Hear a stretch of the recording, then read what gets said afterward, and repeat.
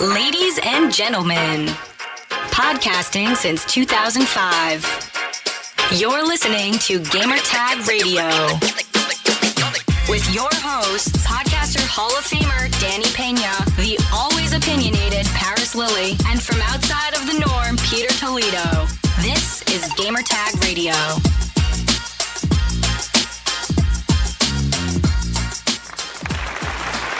And welcome to episode 777 of Gamertag Radio. I'm Paris, and I'm here with Pete. Good morning.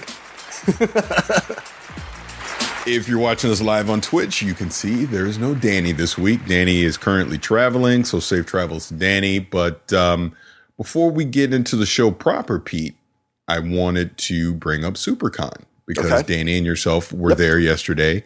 And you screened, almost called it The Messengers, but you screened our documentary, the Gamertag Radio podcast story. So kind of tell me about that. How did that go? So I don't know. That's more of a Danny question because unfortunately I was stuck in the worst line of traffic I have experienced in like a long time. Like I literally got to Fort Lauderdale. I was within a mile of the venue and I didn't get into the venue for another hour and a half because the traffic was so bad. Danny was there though on time, thankfully. He actually had my daughter with him because he was in Kendall, obviously, with my daughter visiting her grandparents and stuff like that. So unfortunately, I didn't get a chance to get to the actual screening itself. There is another one this afternoon though. I think it's at 3 p.m. On the third floor. So they'll be doing another screening today, and then they'll be doing the award ceremony later this afternoon. But aside from that, I think I had a great time, more so because my daughter had a phenomenal time. She got to meet, she's not there for the comics. She's there for the meet and greets. She got to meet Josh Keaton, a.k.a. Shiro from Voltron, who she fangirled out like hard. It was crazy. I would too. It was that's pretty much how she was, right? She waved and got a wave back from Bex, who plays Pidge on Voltron. So that was really cool. She spent because there was nobody and I'm gonna screw up her name now. God, Shelly Sink. She plays Max in Stranger Things from season 2. Is that the redhead? Yes. Yeah. Mm-hmm. Sheila Sinks, I think, or Sheila Sink, or Shelly Sink. Shelly Sink, I think is what her name is. Anyways, there was nobody in her line, and my daughter wanted to meet her, so she just came up. They literally like a 15-minute chat, just them talking, and my daughter's just like fidgeting and like red, just because like she's meeting people, like actors and stuff like that from Hollywood. And then while that's going on, I think his name is Hungry Bear on Twitter. Happened to be at SuperCon with his friend who he had introduced to the GTR podcast, like on the way to SuperCon. And he was like, "Oh my God, Godfrey, Pete Rock." Oh, so it was like really, really cool getting a chance to meet people from the Discord community or from the Gamertag Radio community in general. Just having a chance to meet listeners in person and come up and say hello. So we had a good discussion for like 10, 15 minutes. We were talking about Cyberpunk and how they were so excited about the game as a result of our roundtable discussion from E3. And then we talked about it, and we tweeted, or he tweeted about it on Twitter. And then like late last night, Cyberpunk, the actual account, liked, and I think they retweeted the tweet. So that was really, really cool. And then later on, another person from the Discord community, Punisher 305, he was there. He's in this massive Bane costume, the original Bane costume with the green the green cords coming out of his back. So shout out to him and everybody else that was with him.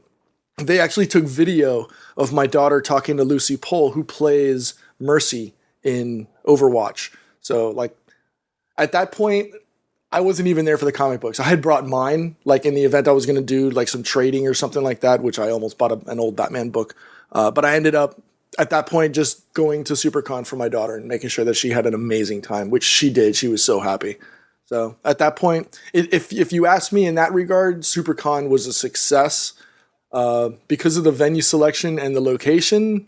I think that might be my last SuperCon, unless something else happens. Really? Yeah, unless something else comes along. But yeah, that just might be my last SuperCon trip because the traffic, and maybe if they just do another selection, another venue selection, it might make things better. But right now, it was a struggle to get in. Or maybe it was just because I wanted to get there early at 10 o'clock and, I had to deal with traffic of everybody else trying to get there early. But my daughter's happy, so I'm happy. That's good. That's good. Now, before we go further, because I do have a bone to pick about one thing, I want to remind everyone, if you want to subscribe to the podcast, you can find us over at Audio Boom. You can also find us on Apple Podcasts, Google Play, all the ColecoVision, the Vectrex system, everywhere. You can find us everywhere. We're everywhere. And if you want to leave us feedback, Danny, go ahead and play that right now.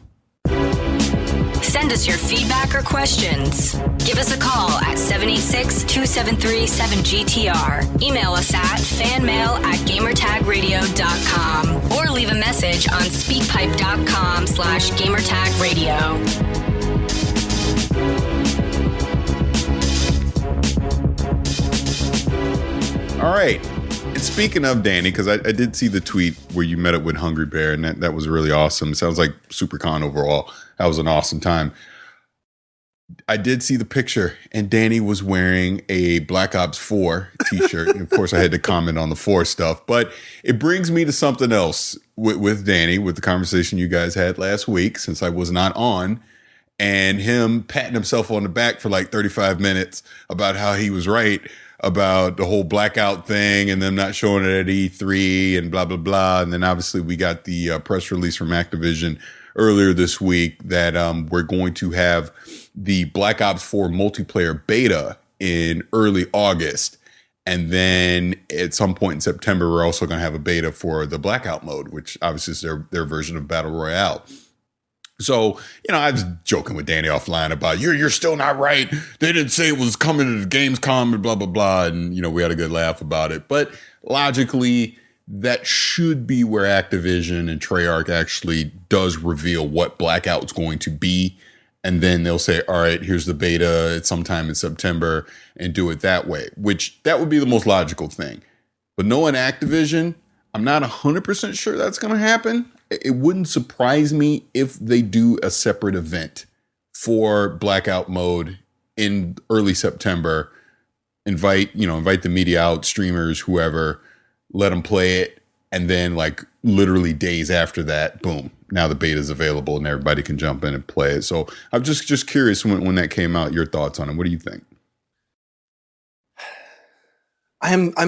I want to say I'm kind of excited simply because I'm such a fan of the BR genre that I'm hoping that they'll finally give us more information. Part of me is still concerned that it's not going to be enough to change the genre. And the reason I'm saying change the genre, Call of Duty, Battlefield, and all of these well-established first-person shooter games have technically been the same for the past 8, 9, 10 years. There's been no fundamental change in the way the game plays. And I don't know if this Battle Royale flavor of Call of Duty, aside from the fact that you might get some vehicles or, it might be set in a much larger style of Nuketown. I don't know if functionally they're going to be able what are they going to be able to add to it that's going to set it apart from the already established Fortnite and PUBG and now Islands of Nyne, which we'll talk about shortly. What is it that, because again, they've technically been the same game for the past 8 or 10 years. What are they going to be able to add to it that's going to make it so dynamic and so game changing that it's going to force people to stop playing the other established titles? And that's my main concern. Aside from that, and we've talked about Call of Duty. I think it was Michael Pachter that said it on the show a couple of months ago that Call of Duty is basically review proof. Regardless of what it's going to do, it's still going to sell like gangbusters, and it's not going to make a difference what it does. Those titles, they run on whether it's their single player, which hopefully they bring it back in this iteration. I still don't. I think they said that they're not doing a single player. They're just focusing on multiplayer now. But their multiplayer is almost bulletproof, and they're they work as intended. What is it that they're going to change to fit this battle royale scheme, and will it force people to stop playing the other titles that made them so popular? Well, I mean, that's the $1 million question, not only for Call of Duty, but also for DICE with Battlefield 5. What the hell are you going to bring to the market that's going to get people off of Fortnite or PUBG? Personally, I don't see this being a smashing success for either one. I would actually lean more towards Battlefield having more success than what Call of Duty is going to do. But we simply don't know until they unveil what the map size is going to look like, what the player count is going to look like, how they're integrating vehicles into it, what is the weapon selection going to look like, etc. I think it's very apparent right now who the king of this genre is. It's Fortnite, without a question. No one's arguing that at this point. I do worry about oversaturation, and we're already seeing it. There was a game that launched this week to 0 people. I forget the name of it right now, but I was watching a video on it earlier in the week.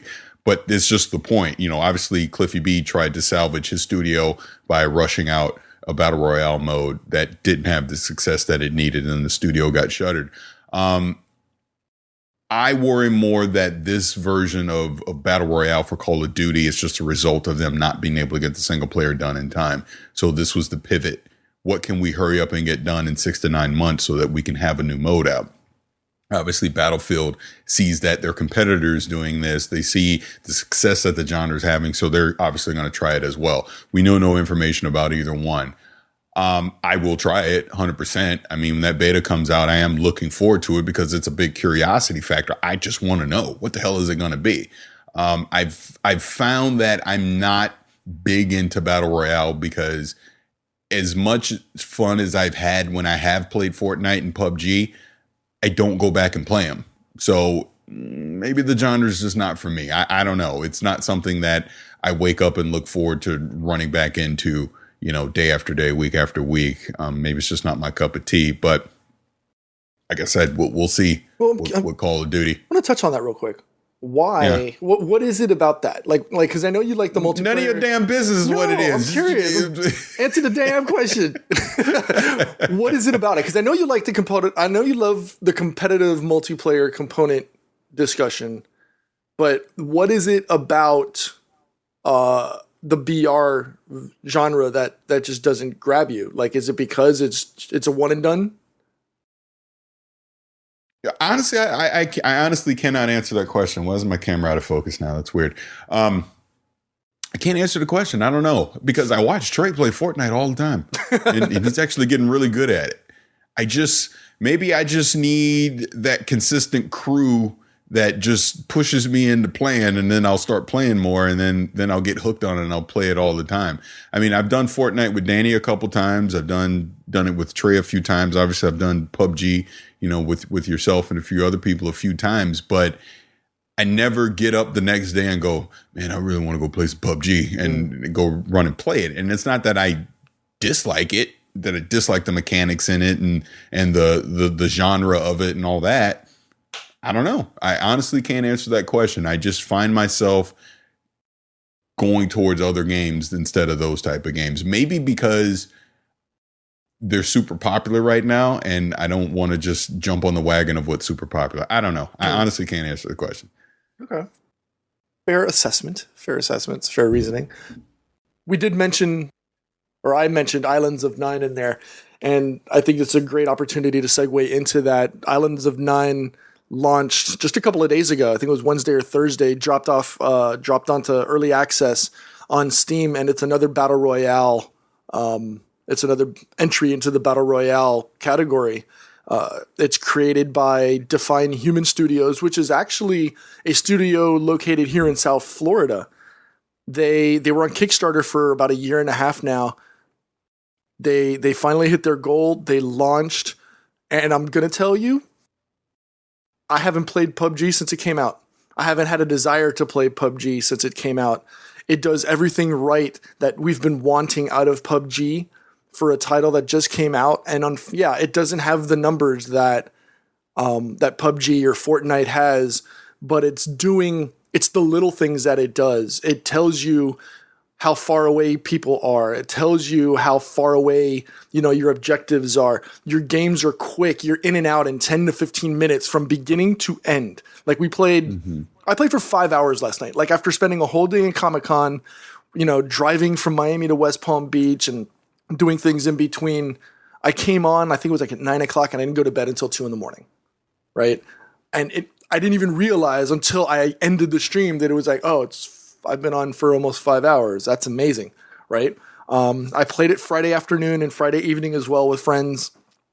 It's a game that you're quick. And here's a great thing. Typically when you go into the lobby, and we'll take PUBG or even Fortnite, for example, when you go into the lobby and you're waiting for people to load in, you're just running around, you're not doing anything other than running around.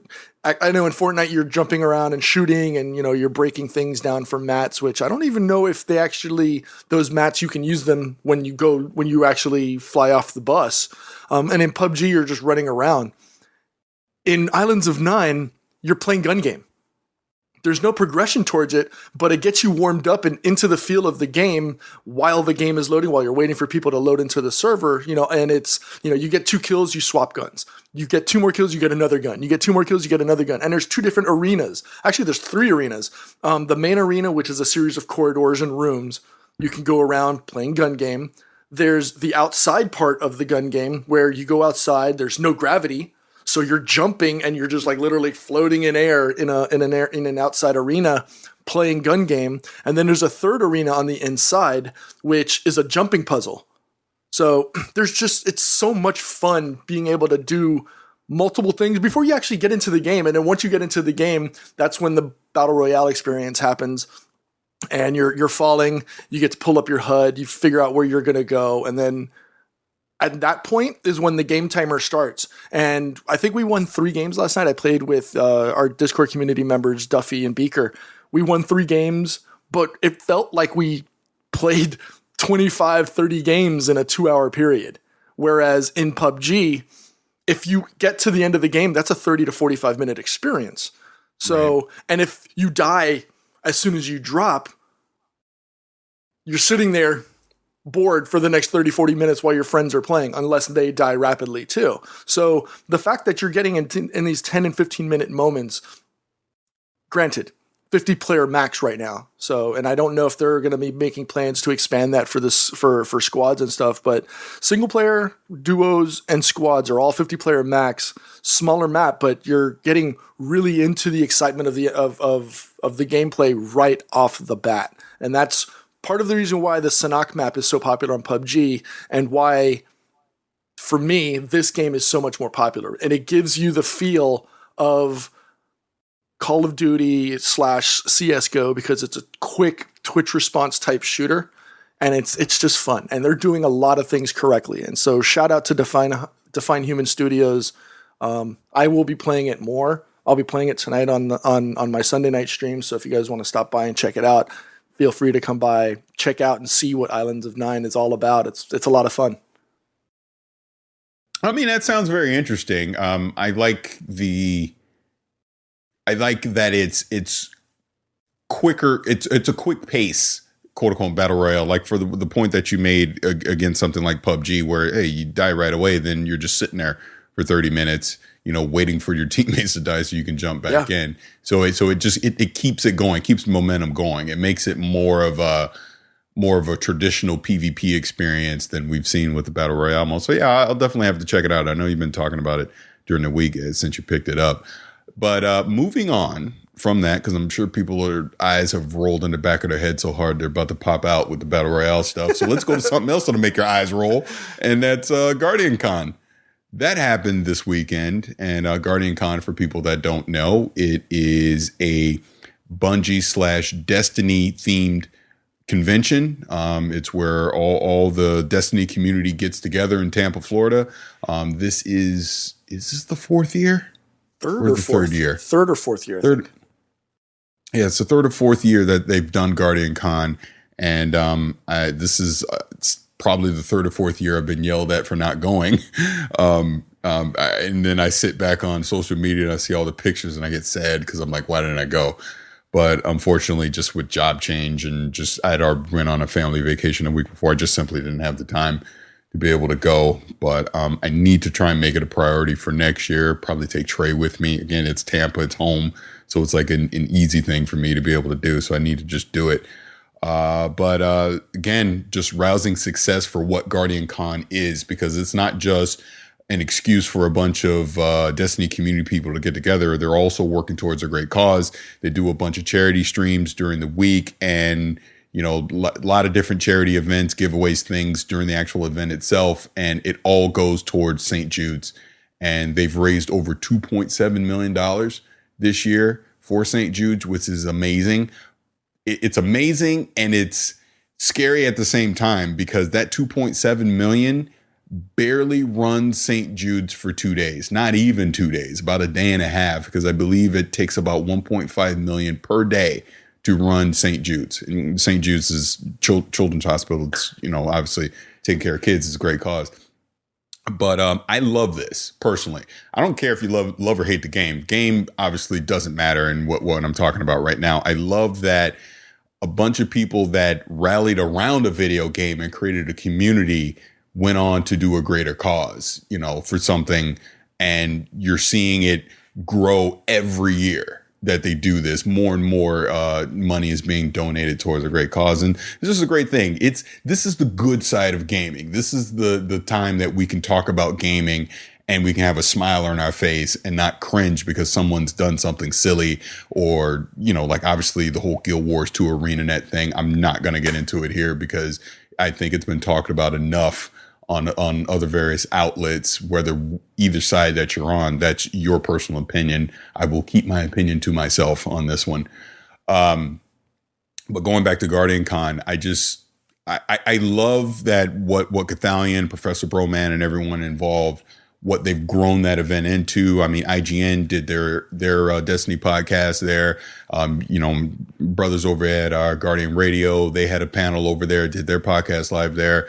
Obviously, you know, DCP guys, you know, Pope Bear and all them, they do their stuff there as well. But the point is, all the top people from the Destiny community are there. Bungie was there in full effect this year. They had the Gambit mode on PC there. They had a big tournament there.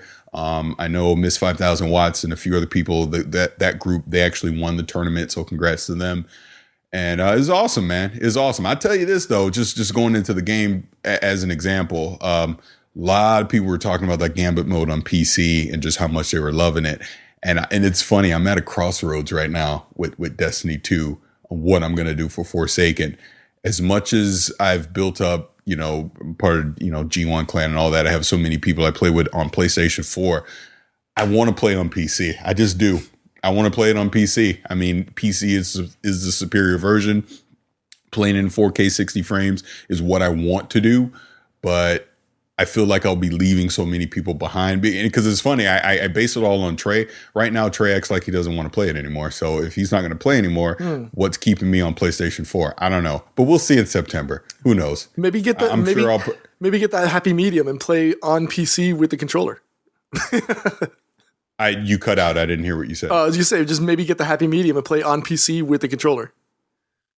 No. You're missing the point. That's not the issue. The issue is, do I stop playing with everyone I've been playing with for 4 years on PlayStation 4 that isn't on PC? That's the problem. Gotcha. And if Trey's going to keep playing, easy. I'll just stay on PlayStation 4. Because what I've learned, especially with playing other games, like I've been playing The Division and, you know, obviously great games like God of War and Spider-Man's coming out, Red Dead's coming out, Forza Horizon. There's all these great games that are coming out. There's no way in hell I'm going to be jumping back and forth between two platforms for Destiny 2. I'm just not. Just like, I'm already at the point where I sure as hell don't feel like trying to level up six characters on two platforms. I'm not doing that at all. So I need to make a choice. You know, like I said, it's tough, man, because I really like playing it on PC. Right. But at the end of the day, the reason you play it is to play with your friends. And that's where they are on PlayStation 4. So we'll see. Oh, well. We will see in September. But moving on from that, there was a Digital Foundry video that came out. I saw it yesterday, Saturday. I'm not exactly sure when it came out, but Digital Foundry, you know, great. They always break down things, on the tech side, gaming wise. They had a great video asking the question, should the next gen consoles focus on true 4K going into the next gen? And they basically gave their reasons why it shouldn't, because cost versus performance of what the technology is going to be. Basically what they did was they took assets from E3, like from the PlayStation side, and was looking at what they were doing 4K wise, games that they suspected would be next gen titles, and then broke down, hardware wise what the PlayStation 5 would need to do. And obviously speculated on what the next Xbox would be able to do as well. And I tend to agree with what they said. I think what we see right now with checkerboard rendering is fine. I dare you to go look at Horizon Zero Dawn or God of War, or even the Spider-Man demo that was at E3, and tell me that, oh, that looks checkerboard, that's not true 4K. I don't want that. It's fine. But what checkerboard allowed you to do is it'll allow them to be able to hit 60 frames per second in the next gen. And in my opinion, that's more important than the marketing tool of true 4K. And the same goes for Xbox. Obviously, Xbox touted that with the Xbox One X because, it has the power under the hood to hit quote unquote true 4K this generation, but still in most cases 30 frames per second. I mean, the Forza games aside, most games are at 30 frames per second if they're hitting that quote unquote true 4K. And I've said it before, I'll say it again. If we're not doing 4K 60 frames per second as a standard in the next gen, what the hell? Why are we even putting out new hardware? Wait, because we're there right now. We're at 4K 30 right now. So why would we go spend $400 or $500 on new hardware for the next generation and spend another 6 or 7 years still doing 4K at 30 frames per second? Again, the frame rate at this point is more important than the resolution, in my opinion. So to me, whatever the hell they got to do to hit 60 frames per second, doing some tricks under the hood, do it. I'm perfectly fine with checkerboard rendering. PlayStation 4 Pro, has proven that with their exclusive titles this gen that it's fine. I don't look at any of those games and think, man, I really wish they could hit true 4K. And the vice versa goes for Xbox One X. It's great that it can do true 4K, but I don't need it to do true 4K to elevate my gaming experience. So curious your thoughts on that. Well, there was an article that's coming out in Edge magazine. It's this month's magazine. And there's a gentleman by the name of Timothy Lotz. He works for AMD. He's one of the developers. And he said that to achieve true 4K resolution on a title, you're going to need 7.5 teraflops, which by default, neither the PS4 Pro or the Xbox One X can achieve. They're underpowered in that result. So that's when they start playing around in the back end, and whether they're using, whatever other technical machinations to make to hit their 4K target. But I think at that point, they're still going to be doing 30 frames per second. So, and that undercuts the whole 60 frame minimum target line that I think you've been touting for what you want to see on the next generation. Well, don't say what I want to see. What do you want to see? I want to see, obviously, I'm going to say 4K 60 because that is the premiere. That's the target for most high-performing or ultra-performing PCs right now for video games. In general, though, and I think it's pretty safe to say 30 frames per second is kind of the, okay, we'll accept for most people, because getting to that 60 frames per second is a much more costlier experience, right? So, I mean, hell, even with my 1080 Ti, and yes, I'm limited by having 2K monitors, I can barely hit 60 on some games. Like, I mean, on Islands of Nyne, I was getting, 70 to 80 last night consistently while streaming and stuff like that. But I don't know if that's something that really makes that big of a difference for most people. And I apologize if it sounds like I'm kind of putting on my Danny hat here, but if you're on PC, 4K 60 is not something you're going to be achieving until you hit that $2,000 investment mark. Specifically because half of that is probably going to be going to your video card. Whereas either 1440 60 or 2K or 4K 30 is probably the more common bar to hit whether you're on a budget or moderately priced PC or one of these higher end consoles like the PS4 Pro or the Xbox 3 or Xbox One X. But I will say that at this point, and I don't think Mark Cherney can sit there and look at a game and tell you whether it's 4K 60 native or if it's, 4K 60 checkerboard. If he can say he's doing that, then he's on a much higher plane of intelligence than any human on Earth. And I've lost Paris. No, you didn't lose me. I was waiting for you to continue from what you were saying. No. I hit the pause. No, I mean, but he might be. he might be.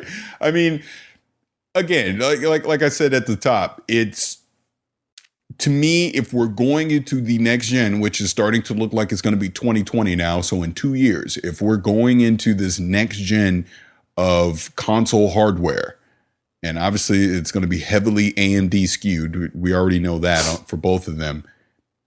To me, that's the template. And like I said, I would rather them introduce checkerboard rendering to hit 4K, which would then allow them to do 60 frames and keep the cost at a reasonable price versus feeling to hit that marketing checkbox of, well, it does native 2160p and da-da-da-da, but we can't quite get it to 60 frames.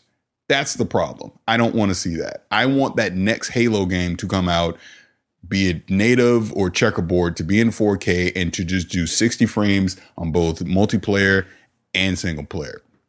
I want Destiny 3, as an example, to be 60 frames per second on the console. I want every game that comes out next gen to be at 60 frames. It just should be. Now, if they want to have an quote unquote artistic cinematic choice and go with 30 frames per second on a game, that's fine. But then that's very easy. Like The Last of Us is a great example of that on the PlayStation 4, the remastered version. You can go 60 frames if you want, but I find it plays better at 30. But you have the choice. It's up to you where you want to play it at. And that's all I'm saying going into next gen. Give us that choice. And there will be games that you absolutely will want at 60 frames per second. And there will be some games that will be perfectly fine at 30. Like, as an example, Cyberpunk. Do you need it at 60? Not necessarily. It probably would have a more cinematic feel at 30. But I want the choice. Because guess what? When I play Cyberpunk 2077 on a PC, it's probably going to be at 60 frames per second because I'll have the horsepower to be able to do it. So that's all I'm saying for these next-gen consoles. I see no point to advance beyond where we are right now unless we are taking it to that next level. And the next level is going to be the quote-unquote magic 60 frames per second. So I think that's where we are. Do we think that because HDR is the big talking point for a lot of hardware developers, do you think if maybe trying to hit that HDR point is limiting them from the FPS point? You know what I mean? Like, maybe they're putting focus on HDR so that it looks better, the colors are deeper, etc. And as a result, they're getting a degradation on performance from FPS. But I don't really see it on the PC side though. I don't really see a performance hit. Again, I'll just take Destiny 2 as an example on a PC. It can do HDR. When I look at my FPS counter, maybe a frame, maybe. It's really not taking that big of a hit doing that. So I don't think that's an issue, them targeting HDR. I don't think that's the bottleneck doing that. I think it's just another added feature. And obviously doing HDR10 is a lot more power friendly than what Dolby Vision is, and that's basically where all gaming is going, is HDR10. So I don't think it's an issue personally, but again, honestly, not my problem. If you're gonna try and make me, I'm serious. If you're gonna make me spend $400, $500 on another piece of hardware, then to me that is the expectation. Or why are we even doing it? And I'm sounding like a broken record because that's going to be my answer every time. Why are we doing it unless you're hitting these minimum specs in my head? Fair enough. Well, speaking of PC, Monster World Hunter finally coming to PC. But Monster World Hunter finally coming to PC on August 9th. Do you have any excitement for that at all? Yeah, because I purposely, like I even said back in January, I was like, I'm going to wait on the PC version because I knew that if I wanted to invest in it, I would rather just invest on the PC side and not play it on PS4 or Xbox. So yeah, I'm very excited for it. I love looking at what the PC requirements for. Again, we're talking that magic 4K 60. I should be able to hit it on my rig. I shouldn't have a problem with that. And for me, it's just going to be a brand new game since I never played it on the console. Cool. So yeah, I'm really looking forward to it.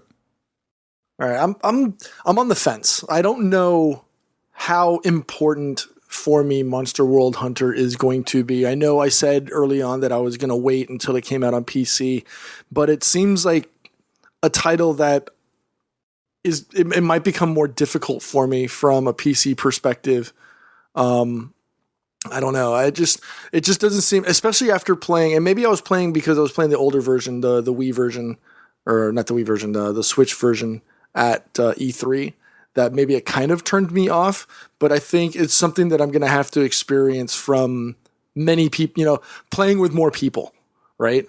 Like hopefully, and I'm going to gauge my ability, my desire to jump in on how many people that are actually going to pick it up on PC that I can play with. I think I know my son's going to want to play it.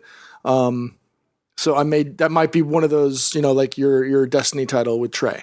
Right, that opportunity for me, and because I know he asked me if there's any games that are coming out that him and I could play on a co-op, experience perspective. Maybe Monster Hunter World will be that one, or Monster World Hunter. Maybe that one will be that title that allows me to play with him. But I've seen from a bunch of people where that's not a type of that's a grind that people do not want to repeat. And I'm afraid that there's people that I would potentially play with because now it's jumping on PC that don't want to jump back into that grind. You know what I mean? Mm-hmm. Exactly. That's kind of why I held off not playing it, because then I'm like, God damn, am I going to want to do the grind all over again? Might as well just stick with PlayStation version and not do that all again. It kind of goes back to what I was just talking about with Destiny 2 between the PC and the console. It's like, I don't necessarily want to keep doing that grind. I don't want to do the grind twice. Yeah. Because I've already experienced it, already playing Destiny 2 on both platforms. And I'm like, God, I just don't feel like doing it all over again. I'd rather just play the end game stuff. I just want that magic pill to just, again, this brings it way back. Mm-hmm. This is why cross-platform saves I want that more than I want cross-play, because then that just allows me to take my progress, whatever platform I go, and you don't have this issue. And the publisher still wins because I'm buying a copy twice. So I don't see why that is an issue to be able to enable that. So unfortunately, it doesn't sound like Monster Hunter is going to do that for anyone that's already been playing it on console. But hopefully by the time we get to the quote unquote next gen consoles, we're going to start seeing cross save be more of a reality. Yep, I think so. And sorry, real quick, which is another game, because I know I wasn't on last week, Warframe. Obviously, that's something that's been talked about a lot recently, with the big event that they just did and just talking about all the new stuff that's coming in that game. And it is, quote unquote, the best free to play game outside of Fortnite in the world right now. Everyone has nothing but positive things to say about it. And, the Switch version is coming out, but they're not going to have any kind of cross save functionality for that either, which is unfortunate, because if they did, I probably, and I actually have it downloaded, I just haven't started playing yet. That would be an option for me to start playing on PC. And then when I'm on the go, I could just continue on my Switch. I think that would be such an awesome thing. And I want to see that stuff start happening. I really do. So hopefully, again, we get more pressure from some of these publishers and developers so that, PlayStation, Xbox, obviously Nintendo, they enable this across the board, because tech wise, we know it can happen. It's not that hard of a thing for these developers to be able to enable.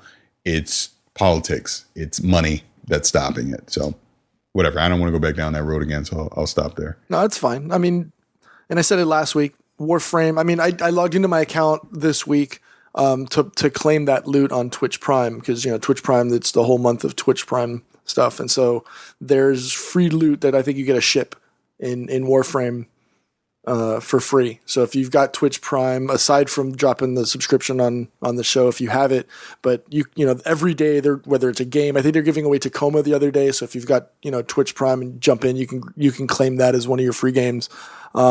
I logged into my Warframe account. It told me, yeah, I last logged in like 5 years ago. And I was like, wow, has it been 5 years that since I've played Warframe? And I mean, like I said, last week, our good friend DJ Knight, he plays it, almost religiously, and it's a lot of fun. So I just don't know how well that'll translate over to the Switch. Obviously, people want to see that simply because of the portability factor. I know that there's concerns that because it's multiplayer, how well is that going to translate playing it on Switch versus being able to play it on PC or console and stuff like that. But I can definitely see it. Again, my concern is you trying to play it multiplayer on your Switch. If you're playing it remotely, it might be a little different as opposed to you playing it at home. But I mean, it's a good stuff. It's a good solid game. And if you look at the numbers, it's been consistently in that top 10 on Steam over the last 3 or 4 or 5 years. So it's not like, oh, now it's becoming popular because it's coming to Switch. No, it's been on that list of good games consistently, and they've done nothing but develop and just continue to iterate on the title. So it's a great opportunity. If it's a great title to pick up, not just because it's fresh on the minds of people because of the Switch announcement, it's a solid title to play, period, and it's free to play. Yeah, agreed. And I need to start playing it. Like I said, I was holding out to see if there was going to be that hope of cross save between the PC version and the Switch, but there isn't. So, I mean, I'll probably just start playing it on PC. It really all just comes down to time with all this stuff. It's like I want to try these new games, and then I'm trying to keep up on some of the other ones I'm still playing. And then we know a boatload of other games are about to come out here, in the next couple months. So it's just need more time today. I just need to quit my job and someone just finance me to just sit around and play games all day. Amazing. But moving on from that. So, Danny talked about this last week. We've talked about it on social media. Right now, we have this unique opportunity for our community, and it's with Moot, not Mute, Moot, M-O-O-T. And I want to drive everyone to go to moot.us and search for Gamertag Radio, and you will find a discussion thread there for us where you can leave us questions. And if you leave us a question there and we read your question on the podcast, you will win a $50 Amazon gift card. And for this week, we picked one winner, and I don't want to butcher his last name, so I'm just going to say Kevin P., and we will be in contact with you on the back end so we can get you your $50 Amazon gift card. But Kevin asks us this. He says, "Hey, GTR crew, Nintendo Switch Online is set to launch in the upcoming months. Aside from the online service, what other improvements would you like to see from Nintendo?" And for me, it is very, very simple. Partner with Discord, get the app on the Switch, and have real voice chat. That's it. That's all I want from Nintendo beyond what they already have. It is turning into an amazing platform that we're for better or for worse, we're seeing some amazing ports come from Bethesda, and obviously we have the one coming from Warframe right now. Obviously, the first-party lineup for Nintendo is obviously one of the best in the industry. It always has been, so no issues there. We have some great indie support right now. I just want to see when that online service drops, have Discord or whatever you need to do, and just make the voice chat simple. That's all I care about. If they can do that and truly have an online service that is easy to use across the board, Nintendo just keep printing money. They win. What about you, Pete? I think I'm going to piggyback on yours. Aside from having, no, you can't do that. I can do whatever the hell I want. Aside from having the online chat, I want to see Bluetooth compatibility. So I'm not tethered by a physical wire. I think in this world, hell, the Switch itself is wireless. It's a mobile platform. Why do I need to be tethered by a piece of cable? I know there's adapters that you could plug in, and I think they're announcing those now. I'd like it to have native Bluetooth compatibility, just to be able to fully make it wireless and free from cables. Yeah, I mean, that would be awesome. Again, see, here's the funny thing with Nintendo. I still feel like the Switch is not a finished product. as far as great and amazing as a platform as it is, which hey, I will fully admit I did not believe in at the beginning. I did not. That's why I held off on buying one, because I'm like, I don't know if Nintendo's going to get this right. But they have the gaming support. Now they just got to nail, kind of like you're saying, the accessory support and the online. Once they get that truly nailed down, I mean, Switch can do no wrong. And the irony, I think, Pete, is once they get all that nailed down, they're going to come out with not necessarily the Nintendo Switch 2, but they're going to come out with a revision of the current Switch. It's probably going to have a better battery. They're probably going to refine the controls on it a little more. They're going to tweak them, I think. And I can really see that happening as soon as a year from now. I really think that could happen. Yeah, I wouldn't be surprised. I mean, granted, they're just now readily available in market, but I wouldn't be surprised if, let's say, 2019, the summer, like maybe E3, they talk about version 2, and then for next holiday season, it starts the whole, you won't be able to find a Switch season. Question though, are you going to do the same thing you did with the Xbox 360, where you sold it early so that way you could pick it up and have and be like quote unquote first in line for version 2? No, I think in this scenario, if they were to put out a revision of the Switch with a better battery, I would take my current Switch and I would just officially pass it down to my kids. And then I would get the better battery version for myself.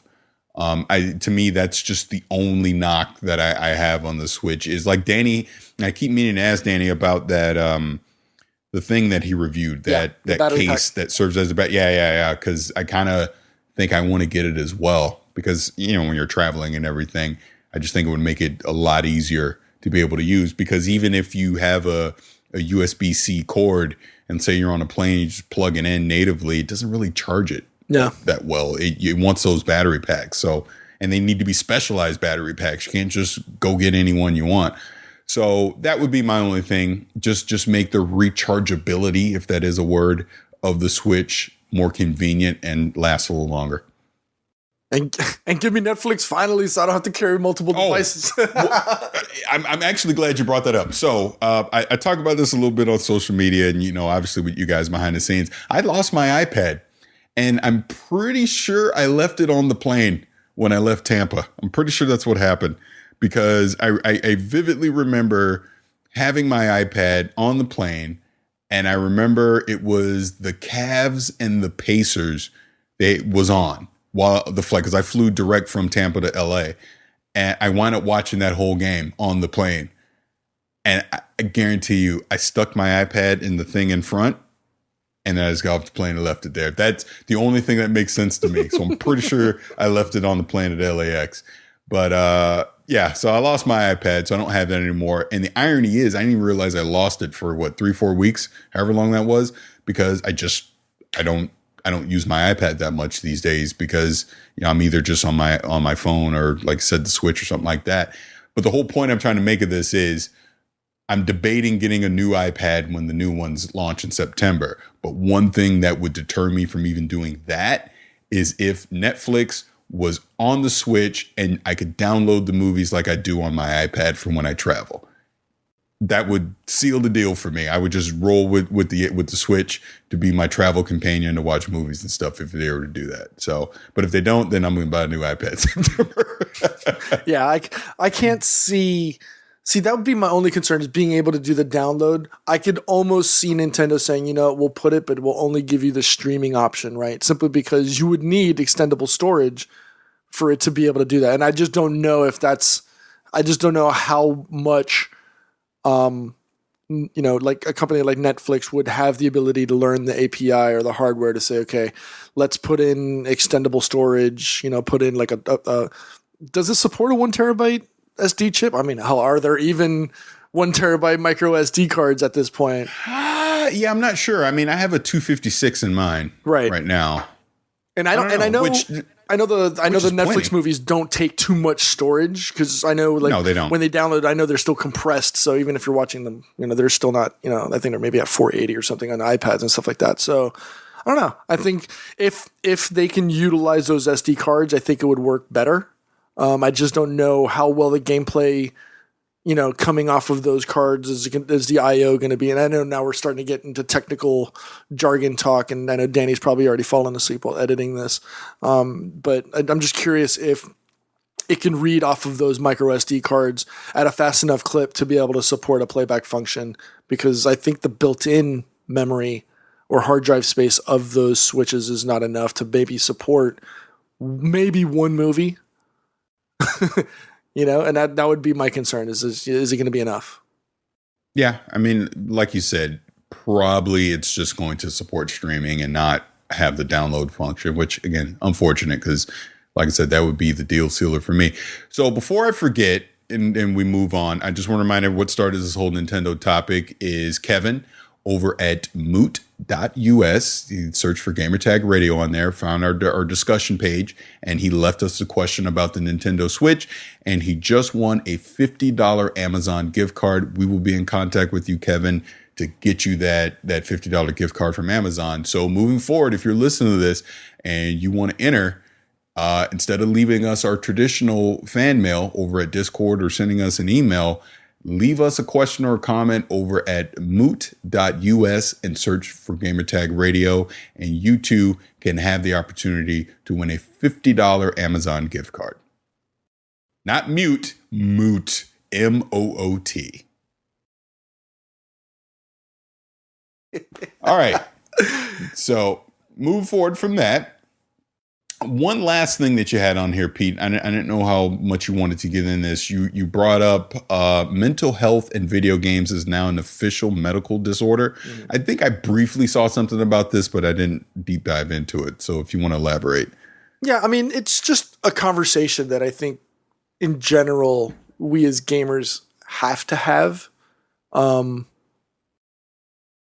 a child, I played a lot of video games, and my parents were always like, get off of this stupid box. You have a lot of things. You have things better to do. Seeing the way, whether it's myself or my kids, have an ability to make a decision,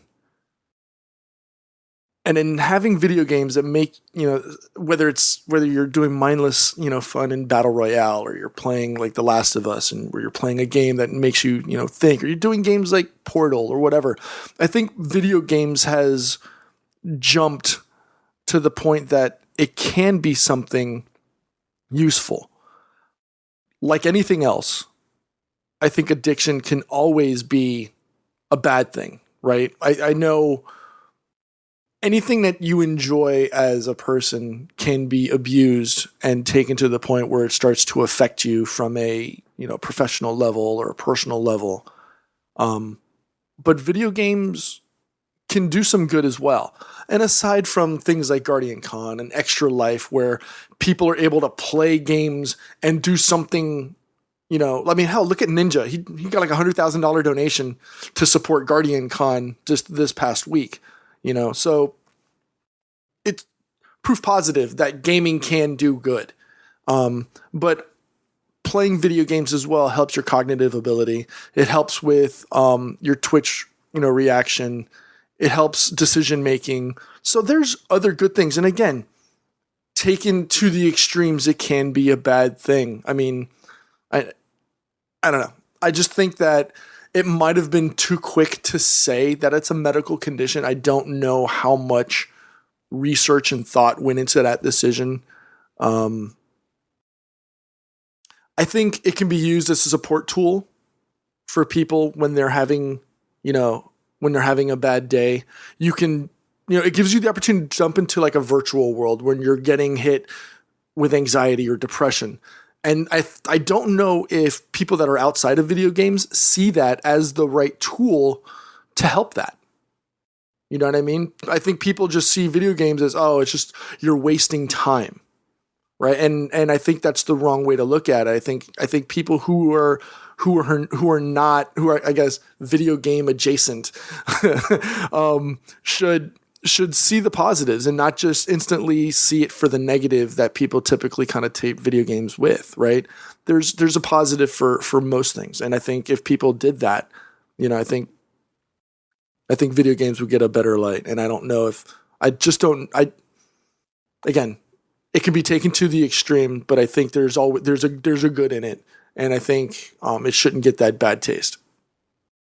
No, I agree. And just in life in general, there's always going to be a positive and negative to everything. Again, like you said, if you take it to either side of the extreme, you're going to see the good in it. Like we just brought up everything that's going on with Guardian Con right now and just all the money they raise.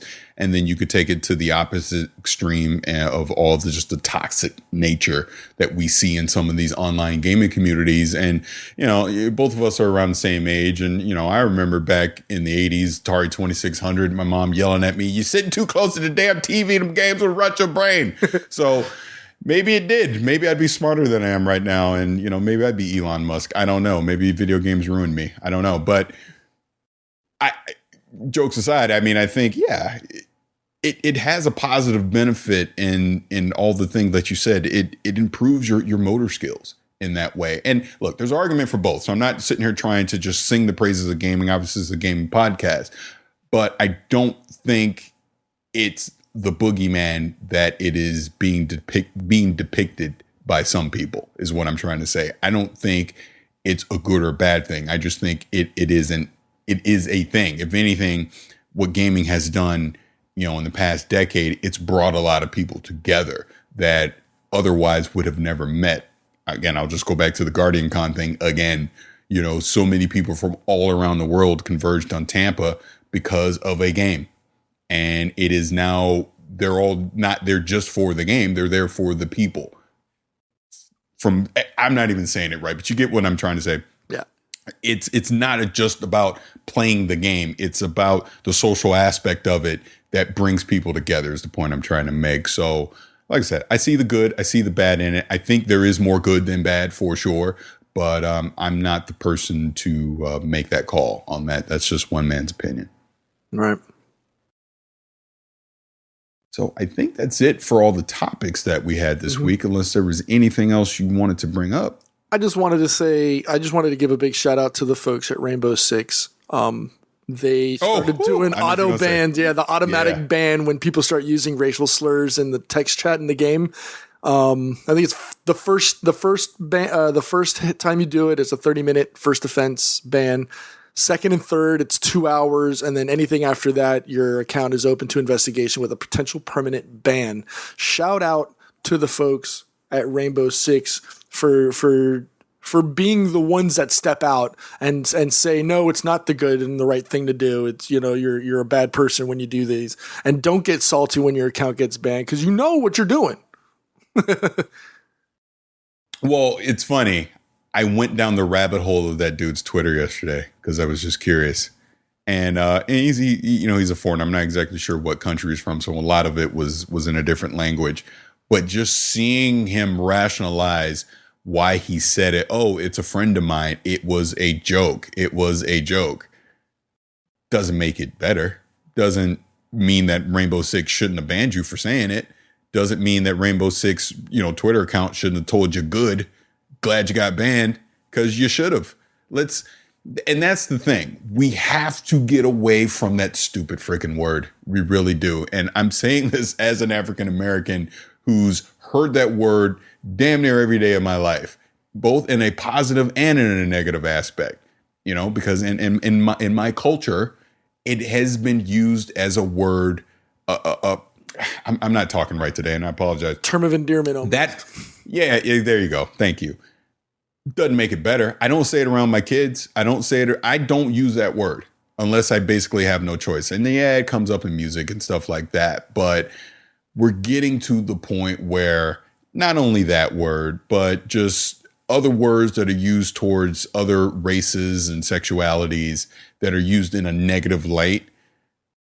Got to get away from them, because with social media right now, with the way that it works and the way online gaming, all that works, people get to hide behind their avatar and they say these mean things and they do these crazy things to basically try and hurt the other person, to try and like I said, he wasn't even talking to a black person. He wasn't even talking to an African American. He was saying it to another person because in his head, that was the meanest thing he could possibly say.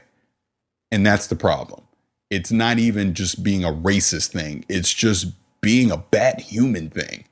if that makes sense. Like, how can I hurt you? That's the thought process that goes into that. How can I be mean enough to you to say something that is going to hurt your feelings? And unfortunately, that word, along with some others, are used in that context. And we just, as a society, we just got to get away from it. Look, I don't know nothing. These are just my thoughts, just what I'm thinking. Maybe I'm wrong. Maybe, unfortunately, they're all here to stay and I just need to deal with it. Hell, I've been dealing with it for 44 years, so I guess it's no surprise. But it's just my thought. I just think I'm glad that Rainbow Six did that. I'm glad that they have the ban going for it, and I hope others do the same thing. Agree. 100% agree. 100% agree. Couldn't say it. Let me say this. Because let me tell you this to all of my non-African American friends right now. So it's very clear. If you ever approach me and think, well, I'm good friends with Paris and it's okay, saying the N-word around me is very uncomfortable for me. Because when you say it, am I supposed to respond to you in an angry way? Am I supposed to just let it go? Am I supposed to point out, hey, man, can you not say that around me? It puts me in an awkward situation. So don't do it. Don't do it. Don't be that guy that thinks, well, Paris and I are good friends. I could say it around him because we're friends. No, you can't. Don't say it around me. Don't say it around me. Don't say it around my friends. And the point being is because you don't know how the person you're saying it to is going to react. You're not. And you're not going to know.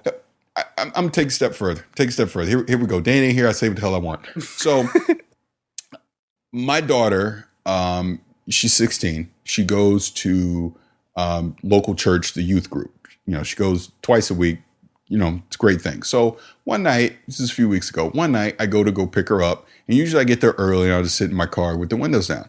So I knew she was going to be running late because she'd already texted and told me. So the other kids are sitting outside and they're playing some game. And then one of the quote unquote youth leaders, who is Latino, he's Mexican, is saying, now it's him and a bunch of white kids mostly, right? He's sitting there saying that he was like, all right, all the brown kids to the back, He goes, know your race, know your place. And it was like a record scratch for me. I was like, wait, what? And he's saying this out in an open parking lot, right? You don't know who the hell's hearing you. Obviously, I'm one of these people he didn't know was there. I heard him. So I literally got out of my car and I was like, wait, what did you say? And I was like, and he said it again. And I'm like, no, you don't say that. That's not cool. Don't say that. My daughter goes here and I don't want her exposed to stuff like that. And then he proceeded to justify that it was okay that he could say it because he was Mexican. So it's okay that he can say that brown kids go to the back, know your place, know your race. Sorry, you got a whole group of impressionable, teenage white kids that are hearing what you're saying. And they may think that's okay. And then they go somewhere else and say it. Or you have other people around you that are hearing this that think, well, what the hell is he saying? Why is he saying this? They don't know that it's a quote unquote joke that it's okay to say. And then my daughter came out and I'm explaining to her. And I was very adamant that no, it is not okay that you say that. You will not say this kind of things with my daughter present. And if this is the way that this youth group is going to be operated, then my daughter's simply not going to go here anymore. Because like I told her when we left, you don't let people talk to you that way. That is not okay. If someone says something like that to you, check them immediately, because it ain't about the color of your skin. There is no put in your place or any of that stuff. And I don't give a damn if you're Mexican, Chinese, black, doesn't matter. You don't talk like that. It's not okay to put down your own race because you are that race. I refuse to let something like that happen, especially for my kids. So I think that's the point that I'm trying to make here. Just because you're a certain race or whatever doesn't make it okay for you to say racial comments or negative things about another race, because at the end of the day, we're all human beings and we need to get over this skin color nonsense and culture and, creed and all these things. We're all one people, especially in today's age with the internet. We're all connected worldwide and we got to get over this stuff. And like I said, I got to practice what I preach. And that's why I try very hard myself, even in private moments, to not use that word at all, because it's wrong. It just is. So there you go. I'm done. I'm done off the pulpit. I'll shut up. That's all I got to say. I ain't following up nothing on that one, dude. Like I'm dumbfounded that a church group or any kind of child, any kind of, student services group, whether it's, an aftercare or something. Where and in what level does that ever become okay? Know your race, know your place. Like be thankful that you have a lot more restraint, because I don't know if I would have had the same restraint you had. Well, I'm not going to sit there. And that's what I mean. I wasn't. Oh, and then I was being told that I was being hostile, because I was like, no, I'm not. Because I wasn't cursing. I wasn't doing anything. I was like, no, you knock that off. I go, you do not talk at that. And this kid was, I don't know, he was probably high teens, late 20s or early 20s, something like that. And I'm like, no, it's not okay that you're Mexican, that you get to say that. Why would you say that about yourself? That was the whole point. It was like, you don't talk like that. And I'm not going to have my kid, who is, she's biracial, but if you look at her, you think she's African American.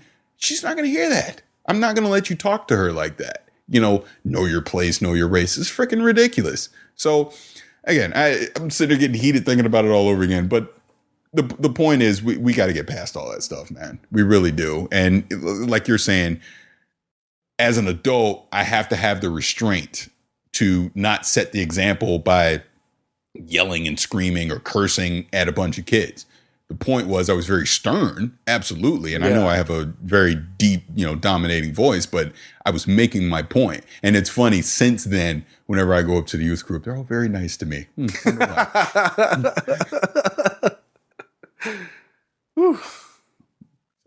All right. Well, I think we'll go ahead and end it here. So, Danny, remind everyone again where they can leave us feedback. Send us your feedback or questions. Give us a call at 786-273-7GTR. Email us at fanmail@gamertagradio.com or leave a message on speakpipe.com/gamertagradio.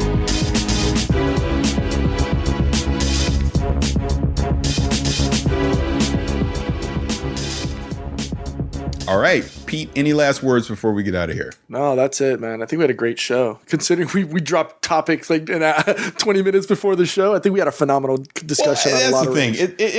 It's the summer. There's nothing going on.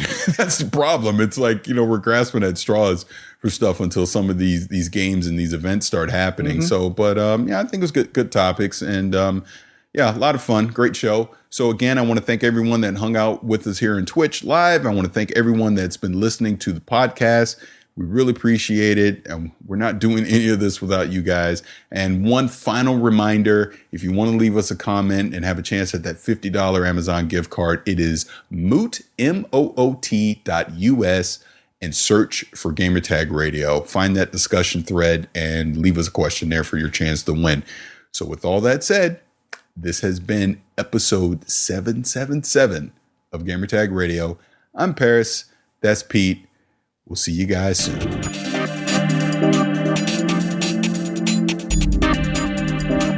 Thanks for listening to Gamertag Radio. Be sure to like us on Facebook and follow us on Twitter.